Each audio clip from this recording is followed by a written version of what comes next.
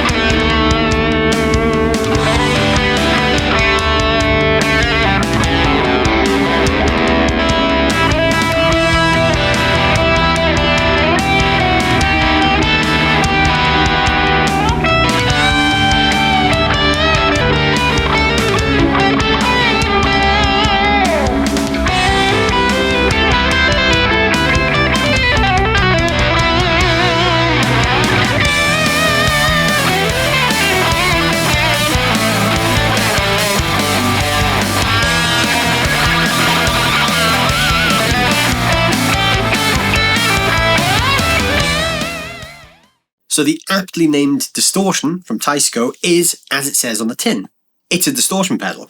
So Teisco, if you don't know who they are a brand that have been around a while, and they do have a little bit of historical significance in the guitar market.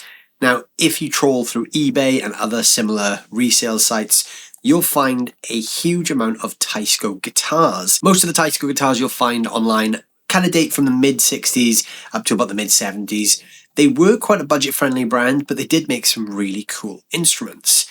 That brand kind of disappeared with time. Fast forward to the modern day, and the guys at BandLab have brought the Teisco brand back as a pedal brand. So there's a really cool range of pedals. There's a couple of different drive pedals. There's a fuzz, there's a delay, and there's an interface pedal, which is pretty cool as well. I've done a couple of other Teisco demos, which you can find on the channel if you want to check any of those out. But today we're going to be checking out the Distortion. Before we dig into the specs of this thing, I just want to let you guys know this is not a paid video, so I'm not getting paid by Teisco to make this video, but they did send me the entire range of the pedals. So I do have all the pedals in the Teisco collection in return for making the videos. All the thoughts and opinions you're going to hear, as always, are my own. Alright, so the Distortion. This is a dual stage drive pedal. I'm a big fan of dual drive pedals because obviously we can have some different stacking options. On the surface, it might look quite complex. We've got 5 knobs, 2 foot switches, and 2 mini toggle switches down here. So this side of the pedal is really simple because it's 1 knob and a foot switch. We'll come on to that one in a moment. The main side of the pedal is this side. So we've got 4 knobs on here. We've got the level control, which is your output volume. We've got the gain, which is obviously the amount of gain. Then down here, we've got the tone control and the presence control. So having a tone and presence is interesting because we can kind of set the tone control to taste and then use the presence just to kind of fine tune those sort of higher frequencies. Then in the middle, we have 2 little toggle switches. The bottom toggle switch is called muscle. When this is in the up position, it activates another gain stage just to give you a little bit more kick. And then the top toggle switch is called tight. When that's in the up position and it's enabled, to my ears, it kind of shaves off some of the low end and just kind of refines the bottom end a little bit. I think in the off position, it's got a little bit more of a kind of 70s bloom kind of sound, and then in the up position then it's just a little bit more focused sounding. You can use those EQ options just to kind of fine tune to taste as well. I think the tight switch would be really useful if you were using this through an amp that either had a lot of low end, or you were using it through like a 4x12 cab. If you're using it through a combo, you might want the tight switch off just to allow a little more low end to come through. But then obviously if you're using 4 big 12-inch speakers, perhaps turning that on will just tidy it up a little bit as well. That could also be used as a nice tone shaper if you're stacking this with other drive pedals. Then the other thing I told you about was this side of the pedal. This is the more side. So this side is just 1 foot switch and 1 knob. This is kind of a clean boost, but we can use this as an independent boost, independent of this side of the pedal. So that means I can turn this on its own and just boost whatever I want, but I can also crank this all the way up like so, and use this as just kind of a light breakup kind of tone. That's really good for just pushing amps just over the edge. Even though these are 2 independent circuits, there's no way to set which order they go in, so I don't know for definite which way these things cascade, but I'm going to assume the boost side runs into the distortion side. So this could be used as like an extra gain stage for this side as well, or as I said, an independent clean boost.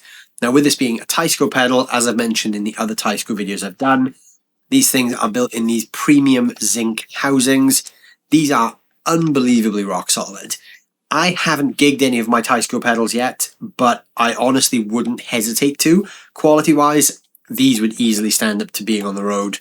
They are quite heavy pedals. I definitely think that you would have a hard time breaking one of these. Even though Teisco historically are kind of like a budget brand, they are not really skipping anything when it comes to making these things, because these things certainly do not feel budget. These feel very, very well made. The switches feel good. Everything feels really good. And yeah, like I said, I think it's going to be quite hard to break one of these things. So that is everything this pedal has to offer, other than the fact that it's got side-mounted jacks as the other ones do, and it runs off a standard 9-volt DC. So let's plug this thing in and hear what it sounds like. Alright, so gear-wise, I'm going to be using my PJD Guitars St. John Standard for this. This guitar is plugged into the Hughes & Kettner Black Spirit 200, which is running completely clean. And the Hughes & Kettner Black Spirit 200 is running into the 2 Notes Torpedo Captor X. I've got the Teisco Distortion going straight into the front of the clean Black Spirit, which sounds like this.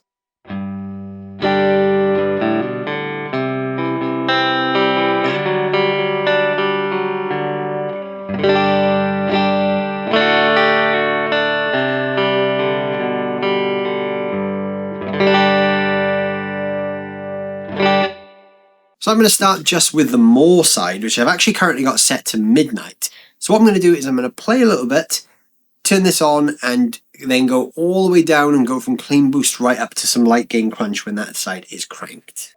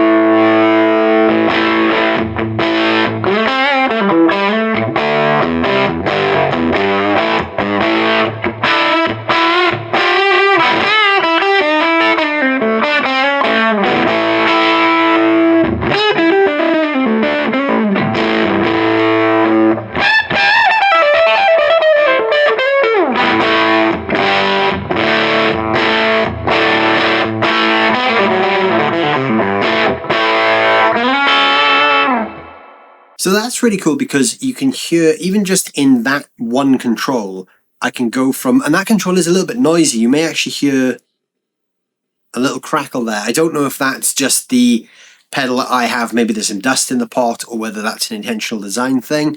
You probably wouldn't really be changing it live on the fly anyway, but there's a bit of noise in that pot. But you can go from some kind of nice pushed, just taking the amp further, really subtle, right through to cranking this and then essentially having like a low gain drive into a clean amp.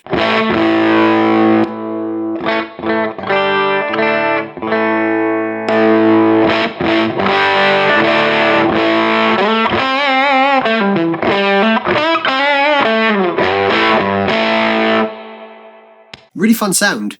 Now we're going to go over to this side, so the main distortion side. So everything is currently set to midnight, so I'm going to start off just by playing a little bit and running through the range of the gain control.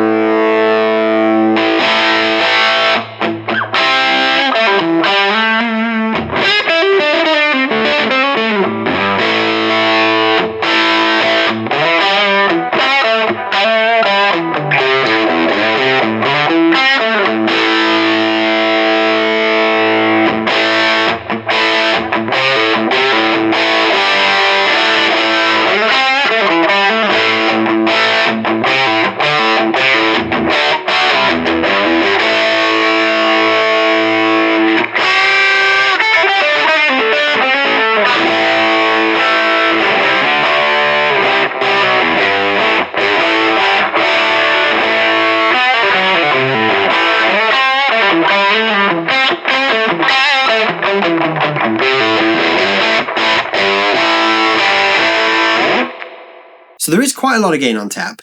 Now we can use the muscle switch to just give us a little bit more gain as well. So I'm just going to play around now with the muscle switch briefly. So let's just say I'm in a low gain sound like this.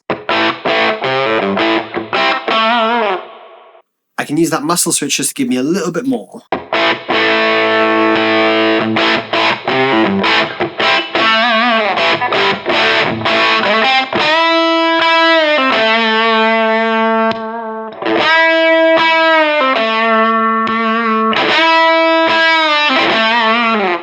It's like turning a boost on with the drive as well, so that's quite cool. If we're in a higher gain sound and we engage the muscle control, then we can obviously go pretty far.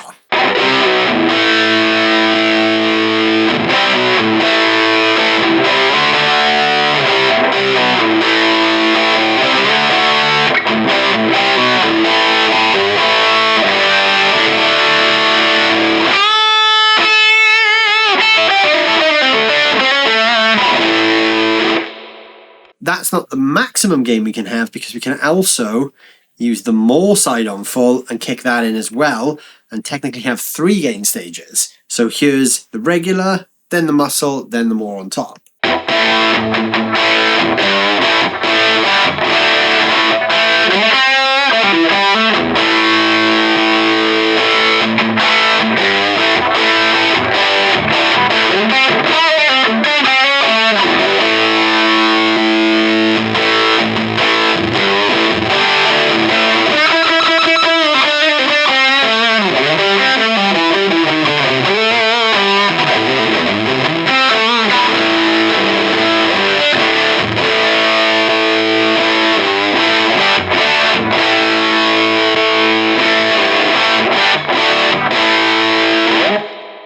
So there's quite a lot of gain options with this thing. Then we can start talking about the EQ options that this thing has as well, because there's a ton of cool EQ things we can do. So the first thing we can do is just use the tight switch, and this will just kind of shave off some of the low end. So I'm just going to get a medium kind of high-ish gain sound with a bit of a boost on the back end with some added noise there for good measure. And then I'm going to turn the tight switch on, and you'll just hear that bottom end just kind of come away a little bit.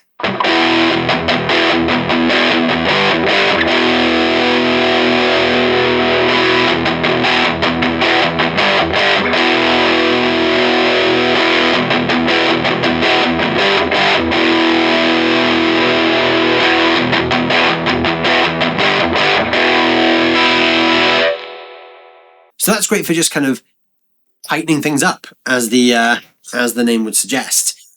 Now we've got the tone and presence controls to talk about. So the tone control is where we're going to get our kind of overall balance of tone. So obviously the lower we set this control, the darker it's going to be, and the higher we set it, the brighter it's going to be. Then we've got the presence control, and presence is essentially like the upper end of the tone control. So this is just the real high frequencies. You often get presence controls on amps. It's great for kind of dialing in that kind of 2 to kind of 5K region. It's the real kind of sizzle on top that you can really make things cut through with. So again, I'm just going to play a little bit now with the gain set to 2 o'clock, and I'm going to move the tone control through its entire range. I may kick on the muscle or the more switch just for fun as we go along.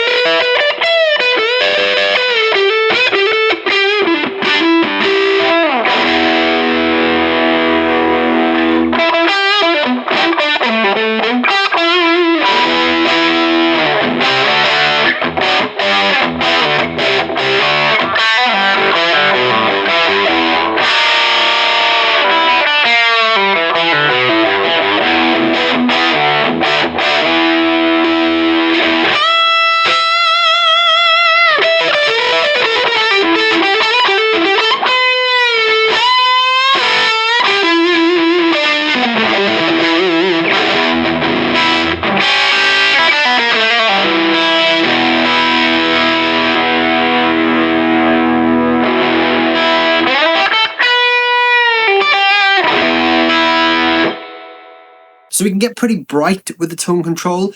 As we kind of go into those upper frequencies, we start to get a little bit reminiscent of fuzz. So I think if I kind of crank the gain and had the muscle switch on with the tone all the way up. This is quite a noisy pedal when the gain is cranked, as you can hear. There's a little bit of residual background noise just coming from the pedal because my guitar is actually currently switched off, so there's no signal from the guitar. But we still get a bit from the pedal, but that's okay. In this setting, it's kind of going to push into fuzz territory a little bit.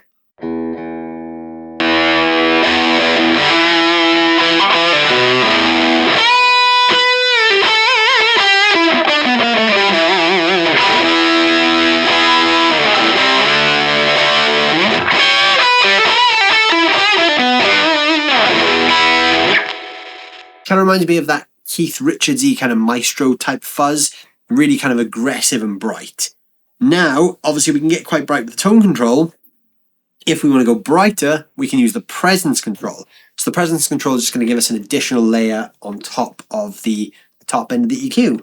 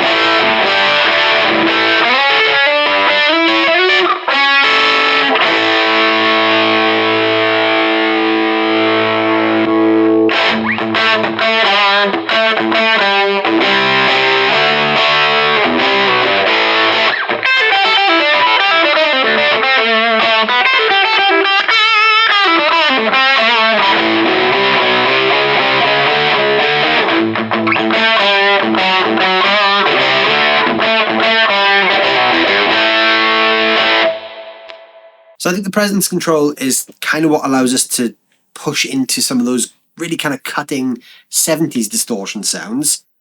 Now we can get quite boomy with this thing as well. So actually the presence control seems to cover a much bigger frequency range than I would have expected a presence control to deal with. Because when you take the presence control down, it's actually quite a noticeable attenuation of the upper frequencies. So if we go all the way down with the presence and tone controls, all the way up with the gain, we can probably get some quite cool, very kind of woolly fuzz type sounds.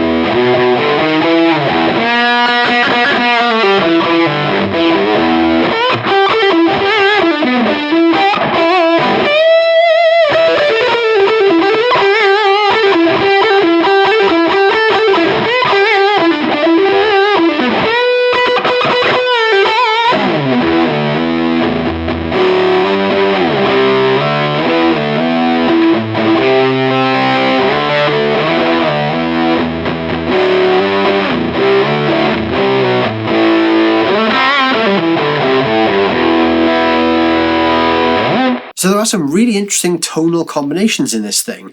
You can go from those kind of quite woolly, fuzzy type sounds like I did there with all the gain,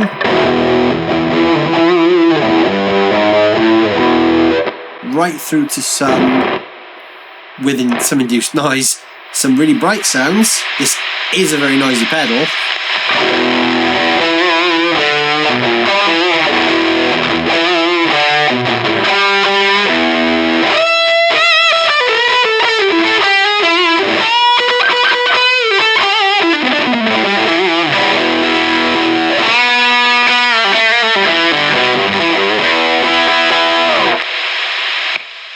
Now, with all that extra noise that this thing puts out, I probably wouldn't advise using this in the higher gain settings and just leaving it on. The noise only really exists when you're really cranking this thing. So if you're in kind of like a, a more usable gain level like this, you don't get that noise.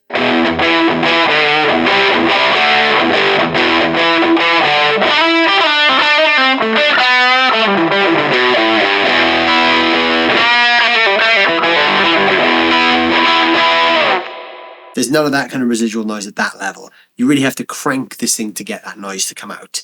But all in all, this is a really cool sounding pedal. I really like this. I am a fan of the Teisco range anyway. I've enjoyed the pedals that I've already shot videos for. I did the boost, which thought was great.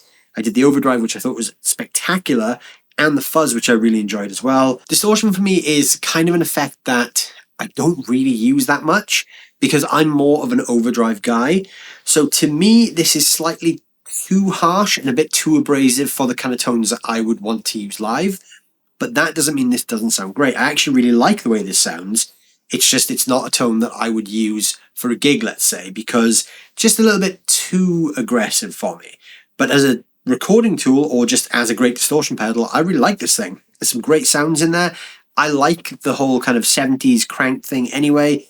It definitely has more of a British flavour than anything else. It does even say that on the Teisco website, so I'm guessing they were kind of going for that kind of cranked plexi type vibe with this. That, like I keep saying, the 70s rock thing, you think of like Thin Lizzy and those kind of bands, kind of gets you in that kind of wheelhouse, that kind of early heavy rock sound. I think they've nailed it. It's a great sounding pedal.